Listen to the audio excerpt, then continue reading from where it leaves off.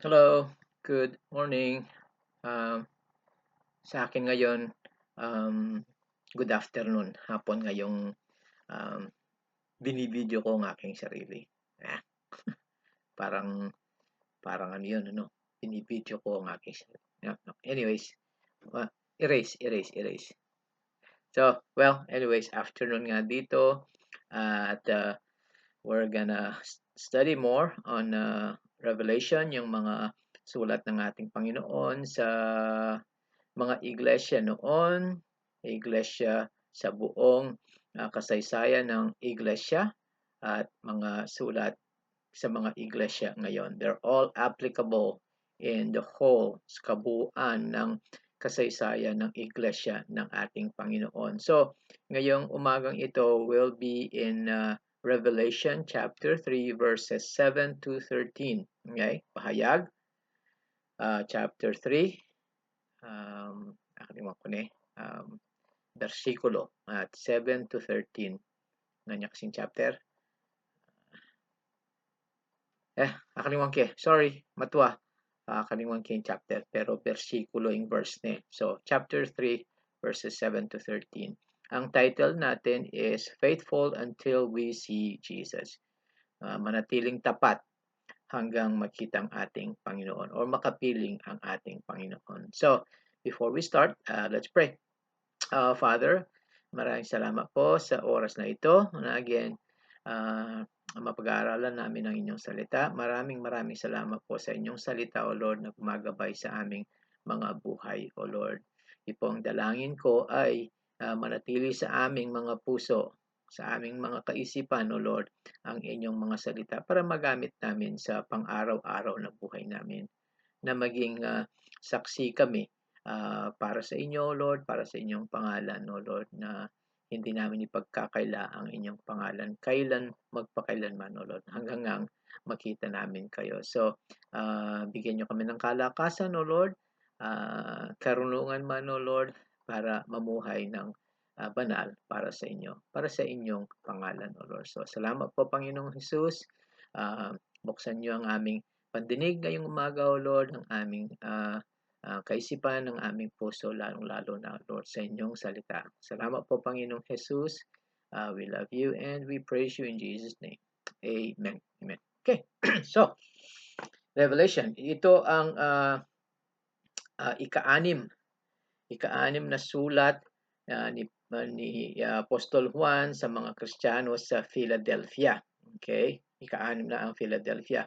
Isa siya sa 7 sinulatan niyang iglesia na wala siyang masasabing masama or hindi sila sinasermonan, walang rebuke, okay? Kundi papuri lahat, okay? Yung una ay ang Smyrna. Remember Smyrna? Siya yung iglesia na talagang inusig ng mga hindi nananampalataya. Maraming paraan ang ginawa. Ngunit ang mga Kristiyano sa Smyrna noon, nanatili silang matapat sa pananampalataya na pinagkatiwala sa kanila ng ating Panginoon. Matapat hanggang kamatayan, sabi pa nga doon eh. So, itong ikalawa is Philadelphia nga, isang matapat ding iglesia na nanatiling tapat sa ating Panginoon at sa kanyang salita.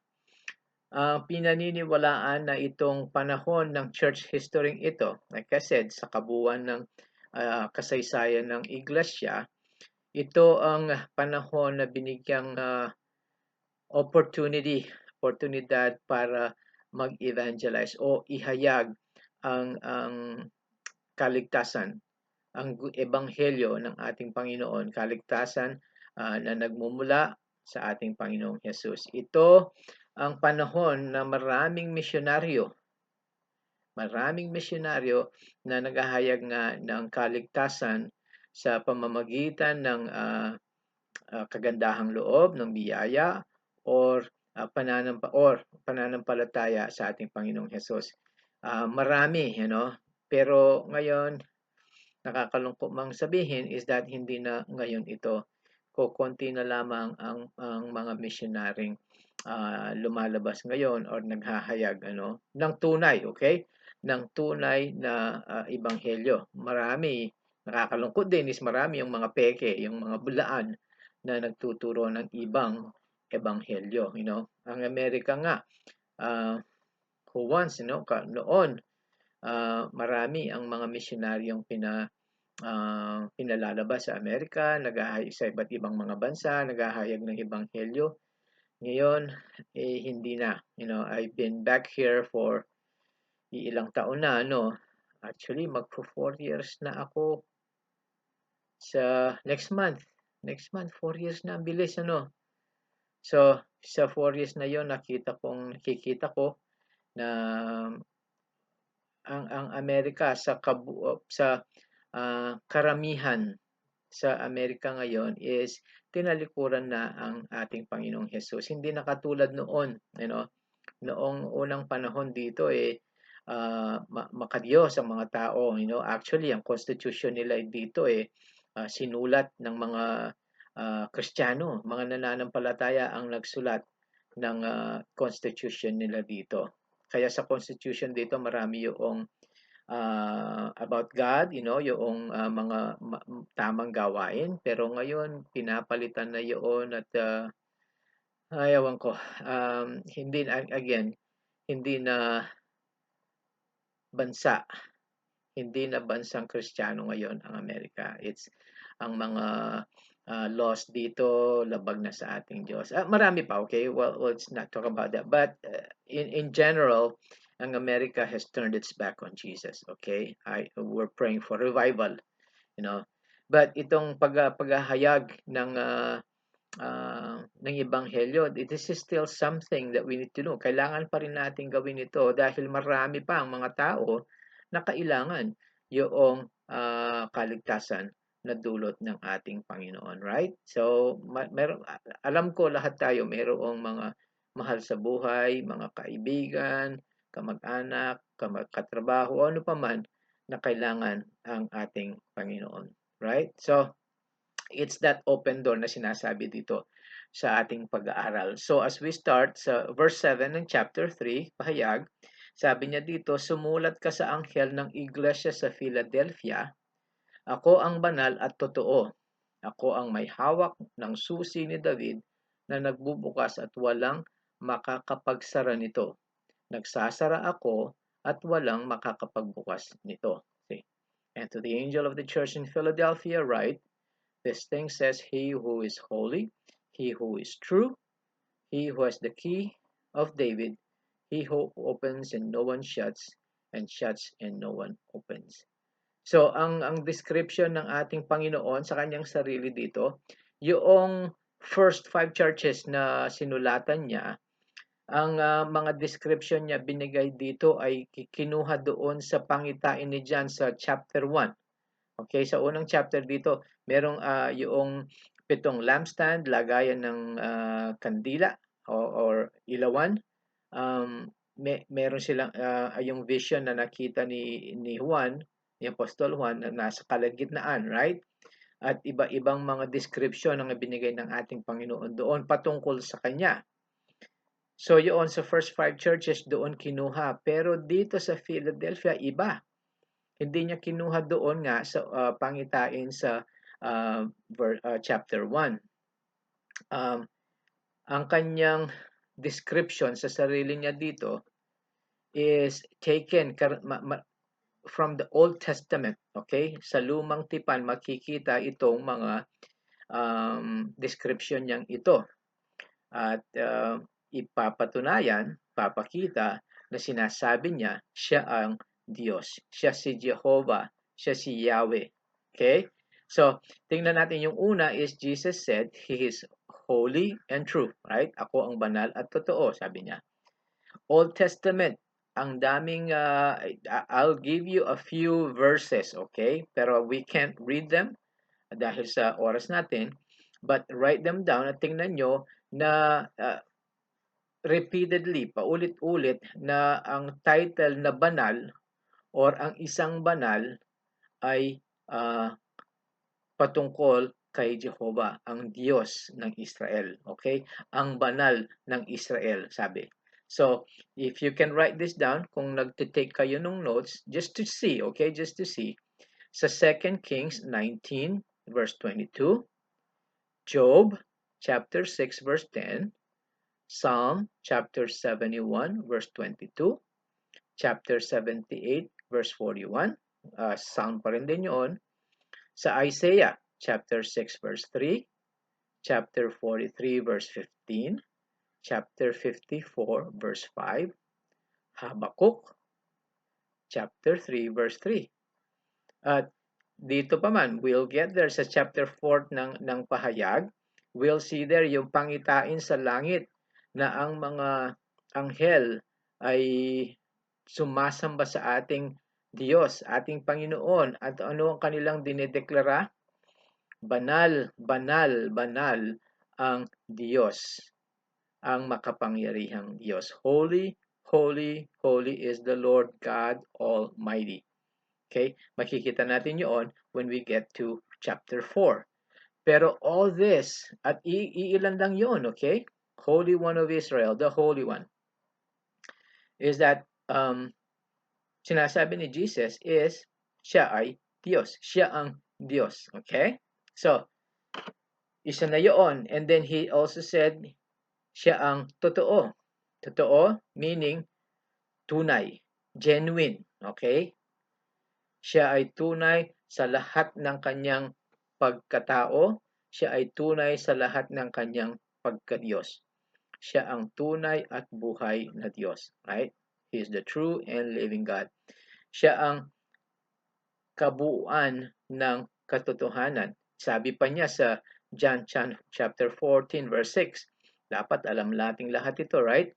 I am the way, the truth, and the life. No one comes to the Father but by me. So, siya ang katotohanan, right? I am the way, ako ang daan, ako ang katotohanan, at ako ang buhay. Jesus said that. But also, remember, when he said he is the only true God, that means merong mga peke.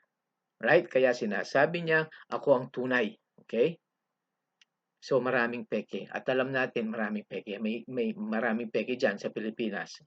Maraming peke din sa iba't ibang bansa. Okay? So, siya lamang ang tunay. Siya ang totoo. Siya ang banal.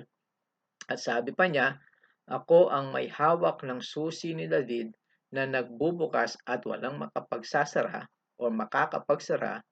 Nagsasara ako at walang makakapagbukas. Tingnan natin kung saan nakuha ito, okay? Sa Old Testament, okay? Sinasabi niya yun nga, ako ang may hawak ng susi ni David. Isaiah chapter 22 verse 22. 22. Ayan, hindi gaanong mahirap i-memorize yun, Isaiah. Isang propesiya patungkol sa Mesiyas, okay? Ang tagapagligtas. Sabi doon, at ang katungkulan sa sangbahayan ni David ay iaatang ko sa kanyang balikat. At siya'y magbubukas at walang magsasara, siya'y magsasara at walang magbubukas. See? Now, he takes that, right? Sinasabi niya dito sa iglesia ng Philadelphia, ako yun. Ako ang may hawak ng susi ni David. Ang aking binuksan, walang makakapagsara. Ang aking isasara, walang makapagbubukas. Ano ang sinasabi noon? Nasa sa kanya lahat ang kapangyarihan at ang otoridad. Kung ano ang bubuksan niya, walang makakapagsara. Kung ano ang isasara niya, walang power, kapangyarihan at otoridad. Power and authority. Absolute, nasa sa kanya lahat. And then as continue, makikita pa natin again sa verse 8. Sabi doon, nalalaman ko ang iyong mga gawa. Narito, inalagay ko sa harap mo ang isang pintuang bukas at walang makakapagsara nito sapagkat kaunti ang iyong lakas at tinupad mo ang aking salita at hindi mo ipinagkaila ang aking pangalan. You see, papuri lahat papuri lahat ang sinasabi or sinusulat ng ating Panginoon sa Iglesia ng Philadelphia. Pero katulad din yung mga unang 5 churches and actually yung ikapito din, sabi ni Jesus, I know your works. Alam ko ang inyong mga gawa. Nakikita ko ang inyong mga gawa. And he had nothing bad to say, right? Ngunit papuri lahat. Matapat silang iglesia na sabi niya, tinupad nila ang kanyang salita at hindi nila panagkaila ang kanyang pangalan. Sa kalagitnaan man ng pag-uusig sa kanila, okay? Katulad ng Smyrna. And always, okay? Palagi hindi nawawala yung pag-uusig sa mga Kristiyano, sa mga tao na inilagak ang kanilang pananampalataya sa Panginoong Jesus.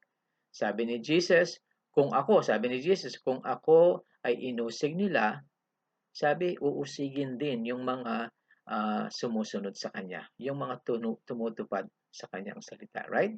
They will also persecute His disciples. Jesus said that. So, huwag kayong mabigla, huwag kayong malungkot, huwag kayong magalit kapag inuusig kayo dahil sa pangalan ng ating Panginoon o dahil sa pamumuhay ninyong banal. Okay? It will come. So, but sabi din ni Jesus, matuwa kayo, magalak kayo dahil nagtagumpay na ako sa mundong ito. Right? Nagtagumpay na ang ating Panginoon at the cross. And we can live on that. Yun ang ating panghawakan, yung tagumpay ng ating Panginoon sa krus ng Kalbaryo. Okay? Kahit na inuusig pa rin tayo, nasa sa atin ang tagumpay. Dahil in the end, sa wakas, kawakasan ng lahat, ano ang nakalaan sa atin? Langit. Langit, nakapiling ang ating Panginoon. O, sigurado na yon sa ating nananampalataya sa Kanya. Yung hindi, alam din natin kung ano ang kanilang future, kung saan sila pupunta. So, we have the victory, okay? Kaya sabi ni Jesus, magalak kayo dahil nagtagumpay na ako sa mundo. Nung sabihin ni Jesus sa kanila na kakaunti ang kanilang lakas, hindi negative yun, okay? Hindi negative yung comment na yun, kundi papuri din dahil ang mga Kristiyano sa iglesia ng Philadelphia, they knew, alam nila, na-recognize nila na sila ay kaunti ang kanilang lakas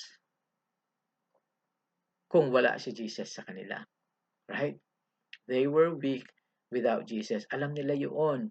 It was Him, si Jesus, ang ating Panginoon, na nagbigay sa kanila ng kalakasan para sila ay magtiyaga at magsumikap pa man sa kanilang pananampalataya. Alam niyo si Pablo, right? Si Pablo, sinulat din nito, okay? Sa ikalawang Korinto, chapter 12, verse 10. 2 Corinthians chapter 12, verse 10, sabi ni Pablo, kaya nga ako ay malulugod sa mga kahinaan. See? Malulugod sa kahinaan, sa mga panlalait, sa pangangailangan, sa pag-uusig, sa kagipitan alang-alang kay Kristo, sapagkat kung kailan ako mahina, saka ako malakas. Right? There it is.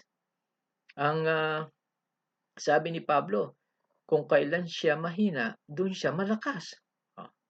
So, ang iglesia sa Philadelphia, they also knew that, na sila ay mahina. Kaunti ang kanilang lakas dahil sila ay nagtitiwala sa kalakasan ng ating Panginoon. Di alam nyo, ang mga tao na akala lang nila na sila ay matatag, malakas, hindi nila kasi makikita yung pangangailangan nila sa ating Panginoon, right? Kung ang kaisipan natin, tayo malakas, kaya ko to. Wala akong kailangan kung sino pa man, right? That's the attitude, di ba? Akala nila, makakayanin ko ito, kaya ko to, malakas ako. Kasi hindi nila makikita ang kanilang pangangailangan sa ating Panginoong Jesus. Sila na alam nila na sila ay mahina kung wala ang Panginoon. Sila ang pinanghahawakan nila ang pananampalataya kay Jesus. Pinanghahawakan nila mahigpit si Jesus dahil alam nila hindi ko kaya kung wala kayo, Panginoon. See? Ang Christianity, really, kung maano natin, Christianity, ang pagka-Kristiyano, hindi para sa mga malakas, kundi para sa mga mahina. Mahina na naunawaan na hindi nila makakayanin ang buhay na ito kung wala si Jesus sa kanila. And that's what Paul said. This is what ang ating Panginoon sinulat sa iglesia ng Philadelphia. So, wag nating iisipin na kaya natin. Okay? We cannot. To us, sabi nga, to man, it is impossible, imposible. Imposibleng mamuhay sa buhay na ito, sa mga nangyayari ngayon, imposibleng mamuhay na banal, kung wala si Jesus sa inyo. Imposibleng mamuhay na matapat kung wala si Jesus. So, magkapanghawakan ang ating Panginoon, ang pananampalataya natin sa Panginoon. Sa verse 9, as we continue, sabi, narito sinasabi ko ito sa kanila na kabahagi ng sinagoga ni Satanas, yung mga nagsasabi na sila ay mga Hudyo at hindi naman. Subalit sila ay nagsisinungaling. Narito, palalapitin ko sila upang magpatira pa sa inyong paanan. Kanino paanan? Sa mga Kristiyano sa Philadelphia. Ipaalam ko sa kanila na iniibig kita. So just like the Christians sa Smyrna nga, iisa ang kanilang kaaway. Iisa ang kaaway ng ebanghelyo ng ating Panginoon. At sino sila? Mga Hudyo mismo. Mga Hudyo na hinirang ng ating Panginoon, ngunit tinanggihan ang ating Panginoon. Mga Hudyo na hindi nananampalataya. Sila mismo ang nag-usig sa mga Kristiyano ng Smyrna at sa mga taga-Philadelphia pa man. Right? Even Paul, right? Sinong nag-usig kay Paul? Mga Hudyo. Sinong nag-usig sa ating Panginoon? Mga Hudyo din. Sinasabi nila na sila ay mga Hudyo, ngunit sabi ng ano ang alam ng ating Panginoon sa kanila? Sabi niya, sila ay kabahagi ng sinagoga ni Satanas. Hudyo daw sila, pero sinagoga ni Satanas. Now turn to Romans chapter 2, verse 28 and 29. Dito ipakikita ni Pablo sa kanyang sulat sa mga taga-Romano kung sino ang tunay na Hudyo. Okay?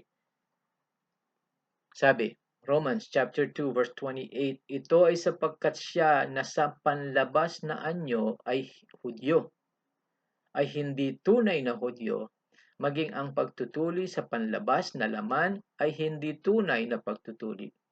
Ang tunay na Hudyo ay ang Hudyo sa kalooban, at ang tunay na nasa pagtutuli ay sa puso, sa espiritu, at hindi ayon sa titik ng kautusan.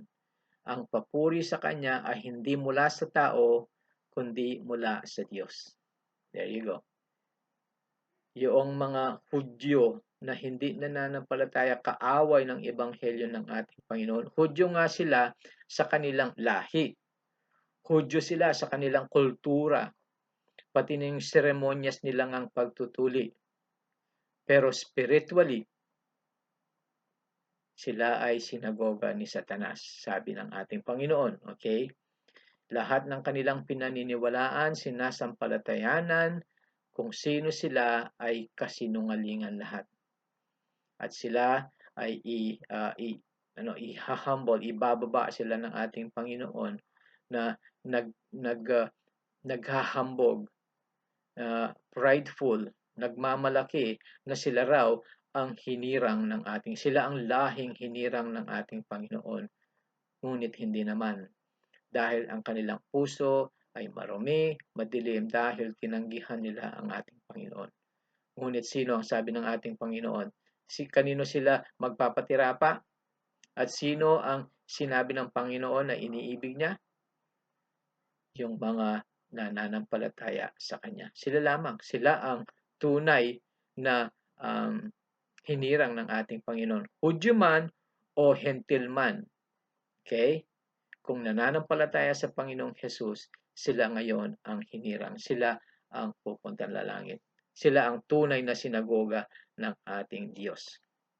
So, verse 10, dahil tinupad mo ang aking salita na ikaw ay dapat maging matiisin, iingatan kita sa panahong ito ng pagsubok na darating sa mga tao sa buong sanlibutan upang subukin ang mga naninirahan sa lupa. I have to read this in English, okay? Kasi yung merong phrase dito na iingatan kita sa panahong ito ng pagsubok na darating. Sa English, I also will keep you from the hour, okay? Verse 10, because you have kept my command to persevere, I also will keep you from the hour of trial which shall come upon the whole world to test those who dwell on the earth. So, unang pangako ng ating Panginoon dito, iyon ngang phrase na I will keep you from the hour of trial. Alam na natin itong hour of trial na to, itong panahong pagsubok na darating na sa mga tao sa buong sanlibutan. Okay? That is ang panahon ng kapighatian. Yung 7 taon na panahon ng kapighatian, susubukin ang mga naninirahan sa lupa. Pero sabi niya, I will keep you from. Sa Tagalog natin, iingatan kita sa panahong ito. It's not clear and not very clear. Kasi ano iingatan ka habang nasa pagsusubok ka? Hindi gaanong clear. That's why I had to read it in English. I will keep you from. Mahalaga yun. Maimportante yung salitang yun. I will keep you from. Wala ka. Okay? Wala itong sinasabi niya, I will keep you from the hour. Hindi mo daranasin itong panahon ng pagsubok na ito. Okay? Ang pagsubok na iyon ay para sa mga tao, sabi, yung mga naninirahan sa lupa. Naninirahan sa lupa, it means yung kanilang buhay, ang kanilang tahanan ay ang mundong ito. Ito ang tinatawag nating makamundong tao. Okay? Makamundo sila. Iniibig nila ang mundong ito at lahat ng nasa mundong ito. Wala silang kaisipan sa langit. Okay? Ngunit yung mga tapat, iba ang ating yung mga nananampalataya, iba ang ating citizenship, ang ating citizenship. Oh goodness. Nakalimutan ko na naman yung Tagalog term. Citizenship. Alam niyo citizenship? Oh my goodness, ang tanda ko na. Marami na akong pangmamamayan. Yun. Pangmamamayan, something. So, citizenship, alam natin ako. Okay, sorry, hindi pangmamay. So, ang ating citizenship, English na lang, okay, ay sa langit. Doon tayo patutungo. Napag-aralan natin ito sa Filipos chapter 3 verse 20. Our citizenship is in heaven, sabi ni Pablo. So hindi tayo dito naninirahan. Ang mundo sa atin ay pangsamantala lamang. Dumadaan lang tayo dito, okay? Hindi tayo citizen ng mundo, ngunit citizen tayo ng langit. You look that up, Philippians chapter 3 verse 20. Ito ang dapat nating pinaghahawakan, dito ang ating dapat yung future natin. This is what we look forward to, at dapat nating pinamumuhay yung next life kung saan tayo citizen, langit. So dapat ang ating kaisipan ay nakatuon sa langit dahil doon tayo pupunta. Doon ating final destination natin. Dapat palaging doon nakatuon ang ating kaisipan at ang ating puso. Okay? Hindi sa mundong ito. Hindi tayo citizen ng mundong ito. Iba tayo dapat. At dahil nga sila ay nagtiis na mamuhay ng makadiyos sa masamang madilim na mundong ito, yun nga sinasabi, they will be kept from the hour of testing, o yung they will be kept from the tribulation, panahon ng kapighatian. Hindi sila daranas. Tayo yun. Kung mananatili tayo sa ating Panginoong Jesus, tayo yun. Hindi tayo daranas ng panahon ng kapighatian. Okay? Yung mga naninirahan lamang sa mundong ito, naninirahan sa lupa, sabi dito, yung mga makamundong tao. At ito dapat makakapag-comfort sa atin, ano? Comfort ito na hindi tayo daranas ng panahong pagsubok yun, kapighatian, yung dakilang kapighatian man, At dapat yun ay maging motivation sa atin na manatili, magtiis, magsumikap na mamuhay banal hanggang siya ay darating na or tatawagin niya tayo at makikita natin siya, makakapiling natin siya sa mga alapaap, sabi, right? So, persevere, magtiis tayo, okay? Konti na lamang pagtitiis. In verse 11, sabi, narito darating na ako agad. Panghawakan mo ang anumang iyong tinataglay upang walang sino mang makakuha ng iyong gantimpalang putong. Jesus is coming. Darating na ako agad. Behold, I am coming quickly, sabi sa English. Hold fast what you have that no one may take your crown. Huwag kailanman pagdudahan ang pangako ng ating Panginoon na babalikan niya tayo. Na siya ay babalik uli. I am coming. Darating siya. Sabi agad man. Darating akong agad. I am coming quickly. Quickly may mean biglaan. Okay? Hindi lamang yung malapit na siyang dumating, ngunit biglaan. Biglaan ang kanyang pagdating. So we have considered though na hindi natin panahon. Okay? Dalangin natin. Idalangin ninyo. Pinapanalangin ko yun araw-araw na Lord Jesus, kunin nyo na kami. But consider na hindi natin panahon kundi panahon niya. Okay? So, anong dapat natin gawin? Manatiling, magtiis. Kaya sinabi, magtiis yung mga nagtitiis. Magtiyaga, magsumikap na mamuhay ng banal para sa ating Panginoon. Kasi ang kanyang panahon, hindi katulad ng ating panahon. Okay? Sabi sa kay Pedro, ang isang araw ay parang 1,000 taon para sa ating Panginoon. O yung 1,000 taon ay parang isang araw. Right? So, ano ang punto? Anong punto doon? Dapat tayo maging handa. Handa tayo kahit anong oras yun, kailan man yung oras na yun, na darating biglaan, right? Biglaan. So, we need to be ready. Dapat palagi tayong handa. Handa, living a holy life. Na namumuhay na ayon sa kanyang salita, ayon sa kanyang katuruan. Right? Ito ang exhortation ng ating Panginoon sa mga Kristiyano sa mga Philadelphia. Hold fast, panghawakan ang anumang kanilang tinataglay. What do they have? Ano ang nakita na natin?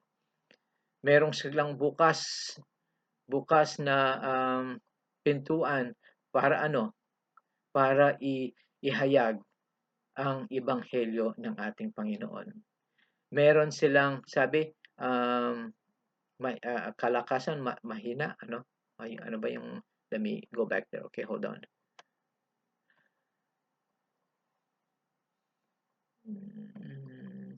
Kaunti ang kanilang lakas. So, kaunti ang kanilang kanilang lakas at ang kanilang katapatan sa ating Panginoon. Sabi, tinupad nila ang kanyang salita at hindi pinagkaila ang pangalan ng ating Panginoon. So, hold fast, panghawakan, sabi ni Jesus sa kanila. So, Dapat yun ang ating kalagayan dahil ang ating Panginoon babalik ng biglaan. Okay? Malapit na at biglaan din. Hindi natin alam ang eksaktong panahon. Walang nakakaalam kundi ang Ama lamang sa langit. So, kaya sabi ko kanina, dahil dapat tayo ay laging handa.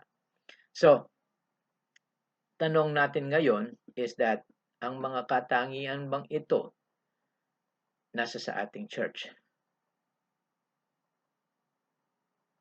Or, ang ikalawa is that nasa sa ating mga buhay ba ito?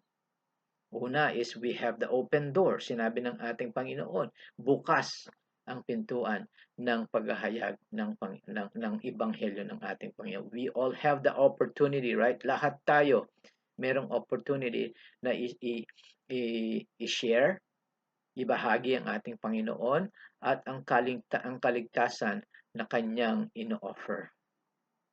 We have the open door. Bukas pa dahil darating ang panahon na magsasara yung pintuang iyon na ihayag ang ebanghelyo ng Panginoon. Pero habang nandito tayo ngayon, bukas pa yun. Merong nagtanong minsan kay dito ay kay Charles Spurgeon. Pero iibahin ko yung kanyang kwento, okay, o yung kanyang sagot. Ang isang Kristiyano tinanong si Charles Spurgeon kung paano daw makakapag win souls for Christ, makakashare ng kanyang ng ebanghelyo ng Panginoon para maligtas ang isang tao. Paano natin gagawin 'yon? Sabi o paano ko gagawin 'yon? Ang tanong ng Kristiyano kay Charles Spurgeon. So ang tanong ni Spurgeon sa taong iyon, sabi niya, anong ginagawa mo sa inyong anong trabaho mo? Ano? Dito ko iibahin ang kwento, okay? Dahil sa ang sabi ni Spurgeon, siya ay nagmamaneho ng tren. Okay? This is the true story. Yung ang engineer ng tren, right? Yung nagpapaano. So sabi nung tao, yun nga, yung Kristiyano. Ako yung engineer ng tren. Tapos ang tanong again ni Spurgeon, yun bang sa panahon nila noon kung napapanood yung mga yung mga tren nila sa lumang panahon, nag-aano sila ng mga uling para tapos mayroong maraming usok, mayroong nagliliyab na yun ang nagpapatakbo sa tren. Right? Kaya dapat kong ibahin yung kwento kasi hindi applicable na ngayon sa panahon natin ito. So ibahin ko. So, kung tatanungin, anong trabaho mo? Meron akong maliit na tindahan. Kristiyano. Meron akong maliit na tindahan. Meron ka bang tindera? Opo. Kristiyano ba yung tindera mo? Hindi ko po alam. Well, sabi ni Spurgeon ngayon, bumalik ka, tanungin mo kung siya'y Kristiyano at kung hindi, mag-umpisa ka doon sa kanya. See? Yun ang punto. Teller ako sa bangko. Yung mga kasama mong teller doon, Kristiyano ba? Hindi ko alam. Well, tanungin mo at magsimula ka sa kanila, i-share mo ang ebanghelyo sa kanila. Kahit saan, yun ang punto ni Charles Spurgeon. Lahat tayo ay may oportunidad na ihayag ang ebanghelyo para maligtas ang tao. Meron tayong tahanan. Meron tayong mga pamilya na hindi pa nananampalataya.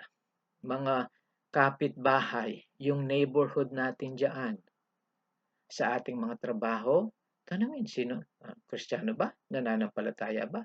Then if not, ihayag.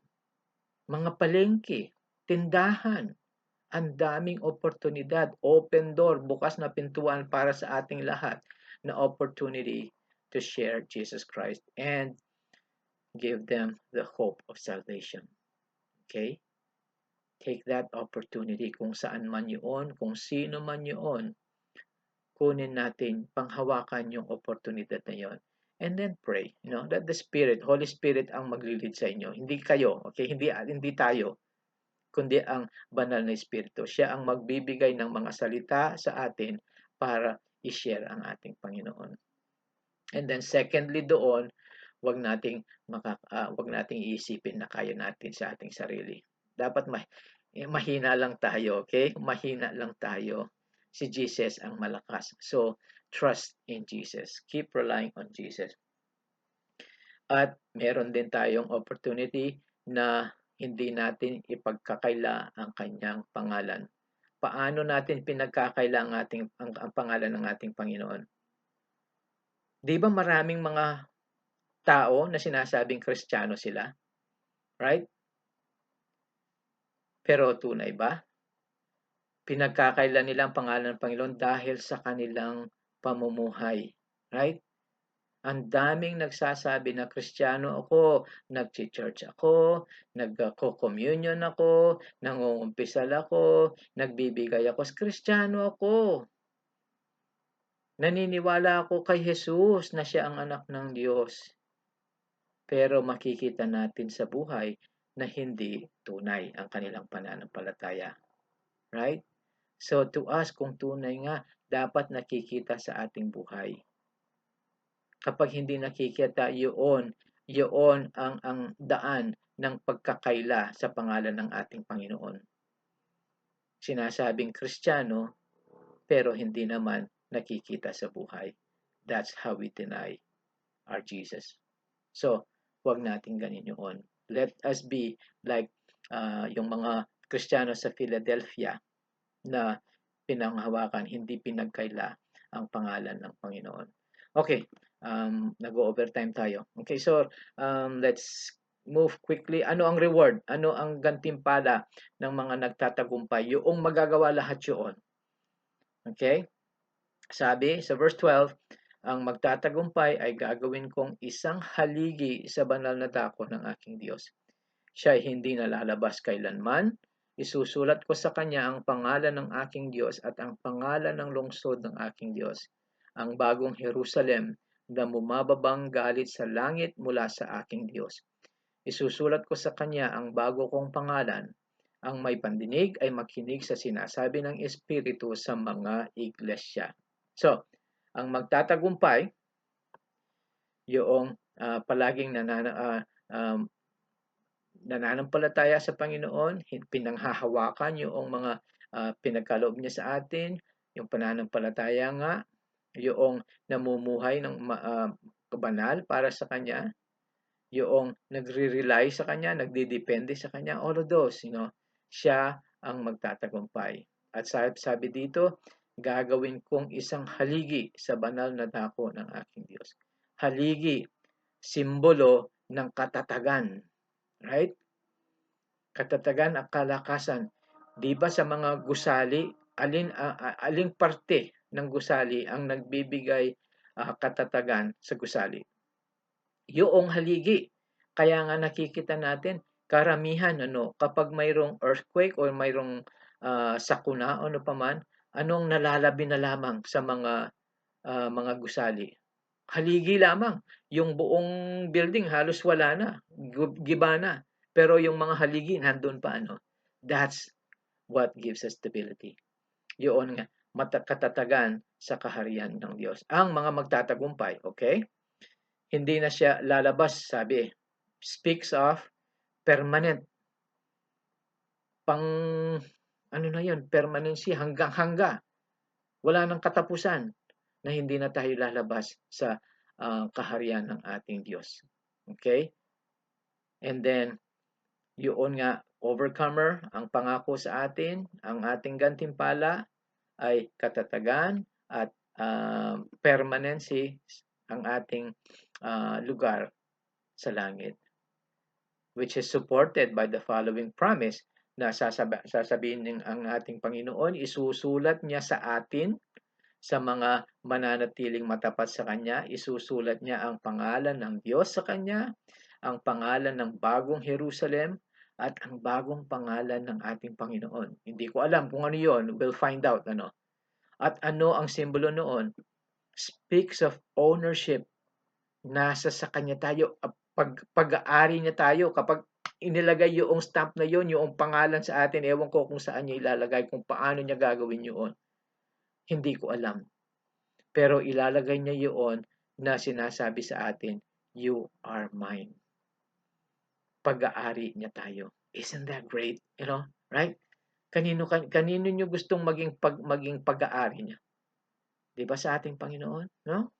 So, overcomer ang magtatagumpay, stable, katatagan, permanent place in heaven, ng may-ari ang Diyos mismo. Saan niyo pa gustong manatili? Saan niyo gustong manirahan? Wala nang iba sana kundi sa langit, kapiling ang ating Panginoon na sinasabi sa atin, kayo ay aking pag-aari. Doon ang Amen? Amen. Okay. So, let's pray. Father, salamat po sa inyong pangako, salamat po sa inyong salita. Ang dalangin ko po para sa aming lahat ay ang manatili sa inyo, Lord. Manatiling tapat, O Lord, hanggang kunin nyo kami, hanggat tawagin nyo kami, yung trompeta, O Lord, na pagtatawag nyo sa amin, na kukunin nyo kami sa mundong ito at makakaharap naman kayo sa langit, O Lord, sa lapaap, O Lord, na makapiling namin kayo hanggat magpakailan paman. O Lord, yun po ang aming ini-expect, O Lord, at dinadalangin man, O Lord, na come quickly. Dumating na kayo agad, O Lord. Ngunit sa amin ngayon, dalangin ko po na manatili kami doon at maging handa kami, Lord. Kahit kailan pa man yung pagtawag nyo, kay mamaya, kay bukas, kay next week, kay next month, next year, ilan pa, kailan man yun, Lord. Help us to be ready. Ready for your calling. So, salamat po, Panginoong Hesus. Salamat sa napakagandang pangako nyo na ipinahayag nyo sa mga Kristiyano sa Iglesia ng Philadelphia. Maging katulad po namin ang mga Kristiyano sa Philadelphia na matapat sa inyo hanggat makita namin kayo. Salamat po, Panginoong Jesus. We love you. We praise you. In your name we pray. Amen. Amen. Na pa-overtime ako ng konti. Okay, sorry. I hope it's okay. Next time, we'll see each other. At maybe it's gonna be after Christmas, kung last Sunday. So, ngayon pa man, Merry Christmas na ako sa inyo. Alright? Kung hindi ko kayo makakapiling sa video man before Christmas. Okay? So, I love you all. I miss you. Really miss you a lot. So, love you. Praise God. Amen.